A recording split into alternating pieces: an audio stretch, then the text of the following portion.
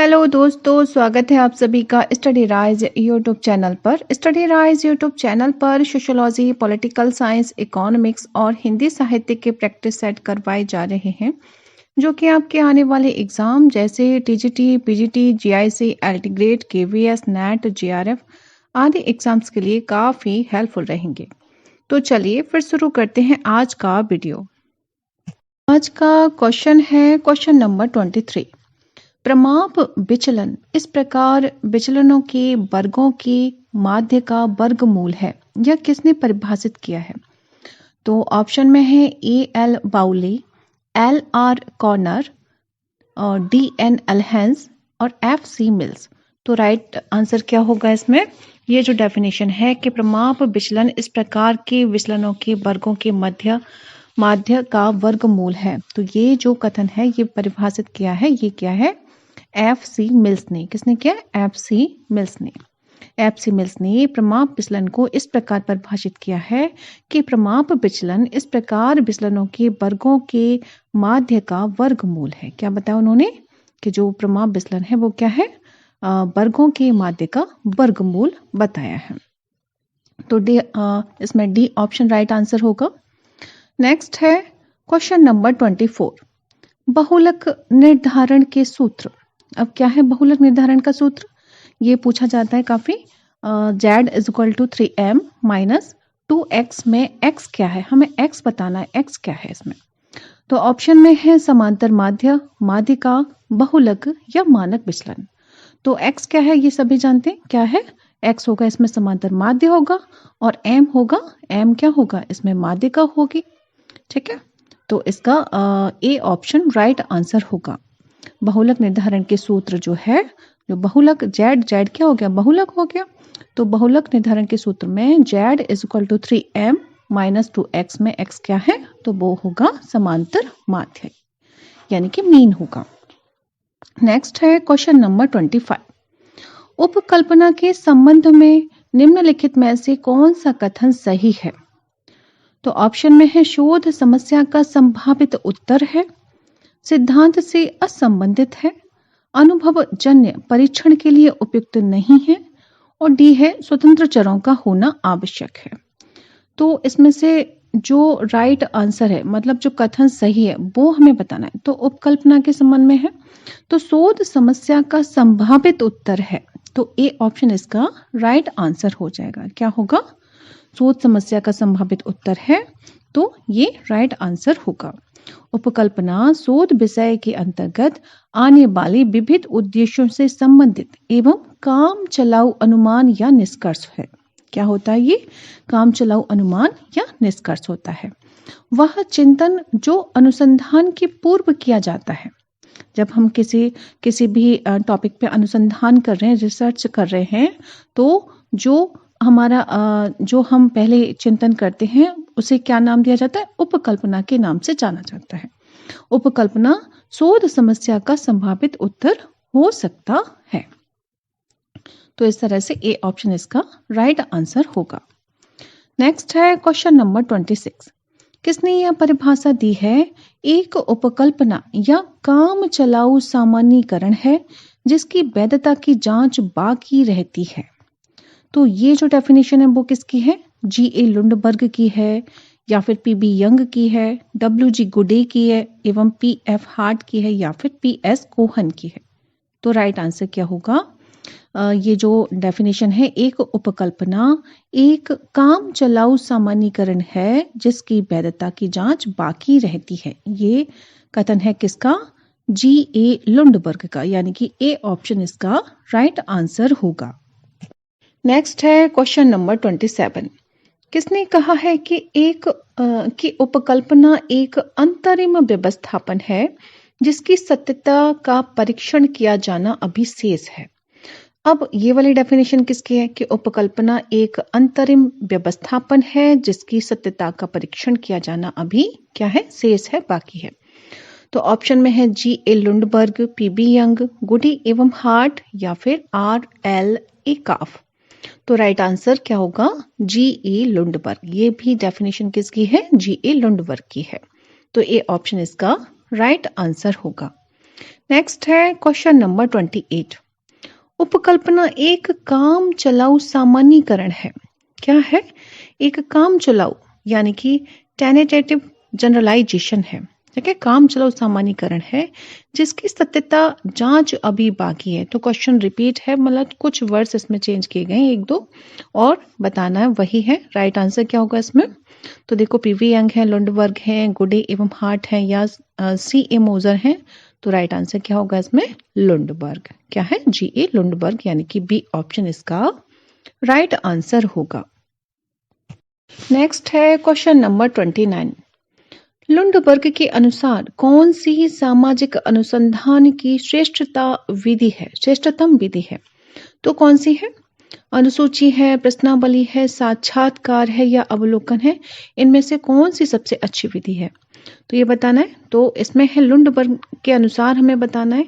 तो उन्होंने कैसे माना है? साक्षात्कार को, यानी कि सी ऑप्शन इसका राइट आंसर होगा। क्या होगा?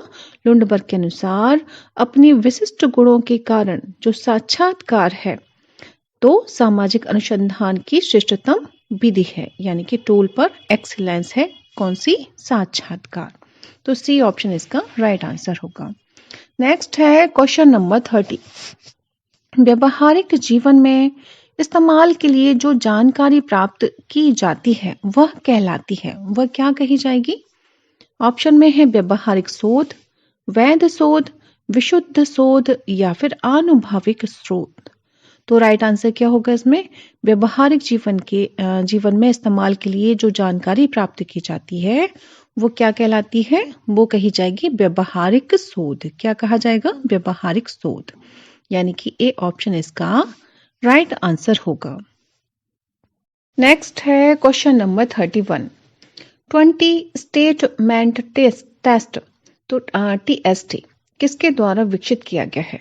तो 20 स्टेटमेंट टेस्ट किसके द्वारा विकसित किया गया ये बताना है। तो ऑप्शन में है Lucknow school, Frankfurt school, Bombay school, या शिकागो स्कूल। तो राइट आंसर क्या होगा कि 20 स्टेटमेंट टेस्ट किसका है? TST। ये दिया है शिकागो स्कूल ने। किसने दिया है TST? ये दिया है शिकागो स्कूल ने।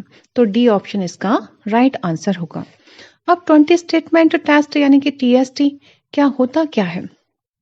तो देखो, इसमें जो है, यानी कि ये जो जब टेस्ट किया जाता है इसमें सामाजिक संपर्क के माध्यम से आत्म यानी कि स्व उभरता है। जब ये टेस्ट किया जाता है तो क्या होता है? स्व उभरता है। यानी कि इस परीक्षण में सूचक के जवाब के लिए 20 प्रश्न होते हैं जो मैं कौन हूं कि मूल प्रश्न से संबंधित होता है। तो जब ऐसे क्वेश्चंस बनाए जाएं आपके ऊपर बेस हो तो वो क्या? आपका स्व उभरेगा, यानी कि आप क्या हैं वो चीज उभर के आएगी। तो इसमें यही बताया, और इन सवालों के जवाब को फिर से कोडित किया जा सकता है और एक व्यवस्थित विश्लेषण से यह पता चल सकता है कि कोई व्यक्ति अपनी आत्म अवधारणा और पहचान का आकलन कर रहा है या नहीं। ठीक है, तो वो हो गया TST टेस्ट। तो इसका डी ऑप्शन राइट आंसर होगा, शिकागो स्कूल। नेक्स्ट है क्वेश्चन नंबर 32। निम्नलिखित में से कौन अंतर वस्तु विश्लेषण की उपयोगिता से संबंधित नहीं है? तो जो संबंधित नहीं है वो हमें चूज करना है। तो ऑप्शन में है सीमित प्रयोग, संचार साधनों की तुलना में सहायक, वस्तुनिष्ठ अध्ययनों में सहायक, और डी है भूतकालीन सामाजिक जीवन में सहायक। तो क्या हमें बताना है इसमें कि कौन अंतर वस्तु विश्लेषण की उपयोगिता से संबंधित नहीं है? तो नहीं है पे ध्यान देना है। तो क्या नहीं होगा? सीमित प्रयोग, यानी कि ए ऑप्शन इसका राइट आंसर होगा। अंतर वस्तु विश्लेषण की उपयोगिता संचार साधनों की तुलना में सहायक है। ठीक है, और क्या है कि वस्तु अध्ययनों में सहायक तथा भूतकालीन सामाजिक जीवन में सहायक है। इसका सीमित प्रयोग इसके अंतर्गत नहीं आता है। तो ए ऑप्शन इसका राइट आंसर होगा। नेक्स्ट है क्वेश्चन नंबर 33। कंप्यूटर लेवल युग्म संख्या का प्रयोग करते हैं जिसमें सभी प्रकार की संख्याओं का प्रतिनिधित्व 2 अंकों के सम्मिश्रण द्वारा होता है। इस सम्मिश्रण के 2 अंक क्या है? तो ये वाला क्वेश्चन बहुत इजी है, सभी जानते हैं। तो देखो इसमें ऑप्शन में 1 एवं 0 या फिर 1 एवं 2 और ये है या फिर 2 एंड 3 या फिर 3 एंड 4। तो क्या राइट आंसर होगा इसमें कि कंप्यूटर केवल युग्म संख्या का प्रयोग करते हैं जिसमें सभी प्रकार की संख्याओं का प्रतिनिधित्व 2 अंकों के सम्मिश्रण द्वारा होता है और इस सम्मिश्रण के 2 अंक कौन से होंगे 1 और 0। कौन सा होगा 1 और 0, यानी कि ए ऑप्शन इसका राइट आंसर होगा। नेक्स्ट है क्वेश्चन नंबर 34। किसने कहा है कि मानक विचलन अंकगणितीय माध्य से मापे गए विचलनों के माध्य का वर्ग होता है? तो ये किसने कहा है ये बताना है। तो सी ए मोजर, जी ए लुंडबर्ग या फिर पी बी यंग या डी एन अल्हांस।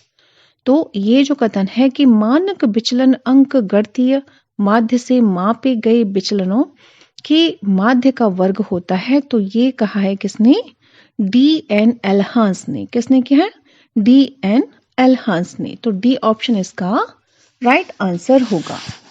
डी एन एल्हांस ने कहा है कि मानक विचलन अंकगणितीय माध्य से मापे गए विचलनों के माध्य का वर्ग होता है, यानी कि standard deviation is the square root of the arithmetic average of the square of deviation measured by mean. ठीक है, फ्रॉम मीन। तो इसका क्या राइट आंसर होगा option number D, D N Elhance. Next है क्वेश्चन नंबर 35। सामाजिक सांख्यिकी मानवीय तथ्यों पर लागू होने वाले गणित हैं। यह कथन किसके द्वारा दिया गया है कि सामाजिक सांख्यिकी मानवीय तथ्यों पर लागू होने वाले गणित हैं? तो ये किसने कहा है बोगार्डस ने, गोडे एवं हार्ट ने, जे स्मिथ ने या फिर सोरोकिन ने। तो ये जो कथन है वो किसका है बोगार्डस जी का है। किसका है बोगार्डस जी का है कि social statics is mathematics applied to human facts. ये किसने कहा है बोगार्डस जी ने कहा है सामाजिक सांख्यिकी मानवीय तथ्यों पर लागू होने वाले गणित हैं। तो ए ऑप्शन राइट आंसर होगा। नेक्स्ट है क्वेश्चन नंबर 36। किसने कहा है कि सांख्यिकी अनुमान तथा संभाव्यता का विज्ञान है? तो ऑप्शन में है D N Elhance, M M Blair, Karl Pearson, A L Boddington. तो इसका जो राइट आंसर है कि सांख्यिकी अनुमान तथा संभाव्यता का विज्ञान है, तो ये किसका कथन है ये है ए एल बॉडिंगटन का। किसका यानी कि डी ऑप्शन इसका राइट आंसर होगा। ए एल बॉडिंगटन के अनुसार सांख्यिकी अनुमानों तथा संभावनाओं का विज्ञान है। Statics is the science of estimates and probabilities. ये किसने कहा है तो ये कहा है ए एल बॉडिंगटन ने। नेक्स्ट है क्वेश्चन नंबर 37। मानक विचलन विधि का प्रयोग सर्वप्रथम किसके द्वारा किया गया था? तो ऑप्शन में है Ronald Fisher, Karl Pearson, D N Elhance, P V Young. तो इसमें मानक विचलन विधि का प्रयोग सर्वप्रथम किसके द्वारा किया गया था ये बताना है। तो ऑप्शन में इसका जो राइट आंसर होगा कि मानक विचलन विधि का प्रयोग सर्वप्रथम किसके द्वारा किया गया था, तो वो किया गया था कार्ल पियर्सन के द्वारा। किसके द्वारा? कार्ल पियर्सन के द्वारा 1893 ईस्वी में किया गया था। तो बी ऑप्शन इसका राइट आंसर होगा। नेक्स्ट है क्वेश्चन नंबर 38। प्रसरण का सबसे अच्छा माप कौन सा है? तो औसत विचलन, चतुर्थांश विचलन, विस्तार, मानक विचलन। तो इसका प्रसरण का पूछा है कि प्रसरण का सबसे अच्छा माप कौन सा है, तो क्या होगा ऑप्शन नंबर डी मानक विचलन। कौन सा है? मानक विचलन सबसे अच्छा माप होगा। तो डी ऑप्शन इसका राइट आंसर होगा। नेक्स्ट है क्वेश्चन नंबर 39। निम्नांकित में से किसने कहा है कि वस्तुनिष्ठता का तात्पर्य किसी तथ्य अथवा प्रमाण की निष्पक्षता पूर्वक जांच करने की इच्छा तथा योग्यता है? तो ये किसने कहा है? ए डब्ल्यू ग्रीन ने, ए वॉल्फ ने, गुडे एवं हार्ट ने या फिर पी बी यंग ने। तो ये जो कथन है कि वस्तुनिष्ठता का तात्पर्य किसी तथ्य अथवा प्रमाण की निष्पक्षता पूर्वक जांच करने की इच्छा तथा योग्यता है, तो ये कहा है A.W. ग्रीन ने। किसने कहा है? A.W. ग्रीन ने। तो ए ऑप्शन इसका राइट आंसर होगा। नेक्स्ट है क्वेश्चन नंबर 40। शोध पद्धति के रूप में RRA यानी कि त्वरित ग्राम मूल्यांकन का कब विकास हुआ? तो कब विकास हुआ? ऑप्शन में है 1950 के दशक में, 1960 के दशक में, 1970 के दशक में या 1990 के दशक में। तो शोध पद्धति के रूप में RRA यानी कि त्वरित ग्राम मूल्यांकन का कब विकास हुआ? तो ये हुआ था 1970 के दशक में। कब हुआ था? 1970 के दशक में, यानी कि सी ऑप्शन इसका राइट आंसर होगा। शोध पद्धति के रूप में RRA त्वरित ग्राम मूल्यांकन का विकास 1970 के दशक में हुआ। इसका विकास योजनाओं के कार्यान्वयन, अनुश्रवण एवं मूल्यांकन हेतु किया गया है। इस तकनीकी के माध्यम से किसी विकास योजनाओं का मूल्यांकन ग्रामीणों के सहयोग से त्वरित गति से किया जाता है। क्या किया जाता है? कि विकास योजनाओं का मूल्यांकन ग्रामीणों के सहयोग से त्वरित गति से किया जाता है। यहाँ इस बात पर बल दिया गया कि विकास योजनाओं का सृजन स्थानीय जनता की इच्छा एवं भावना के अनुकूल होना चाहिए, क्योंकि सरकार द्वारा थोपी गई योजनाओं के प्रति आम जनता के बीच उदासीनता देखी गई है। ठीक है, तो इसका जो राइट आंसर होगा वो होगा ऑप्शन नंबर सी। तो फ्रेंड्स, आज के लिए बस इतना ही। मिलते हैं नेक्स्ट वीडियो में। तब तक पढ़ते रहिए और अपने लक्ष्य की तरफ आगे बढ़ते रहिए। Thanks for watching my video.